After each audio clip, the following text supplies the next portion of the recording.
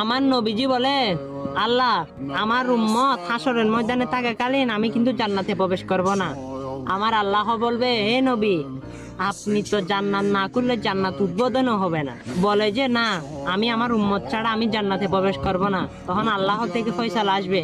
আল্লাহ বলবে, যাও, আমি তোমার উম্মতকে মাফ করে দিলাম আর তাদেরকে জান্নাতের বাসিন্দা বানিয়ে দিলাম।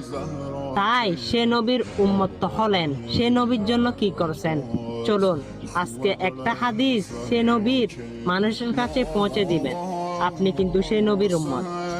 আমার প্রিয় নবীজি বলে, যে দাঁড়িয়ে পানি পান করে সে যেন বমি করে দেয়। আর এটা হচ্ছে আমার প্রিয় নবীজির একটা হাদিস। এই হাদিসটা কিন্তু মানুষের কাছে পৌঁছে দিবেন, কারণ সেটা ইমানের দায়িত্ব, আর সেটা জান্নাতে নেওয়ার জন্য আপনাকে যথেষ্ট হয়ে যাবে। আমিন।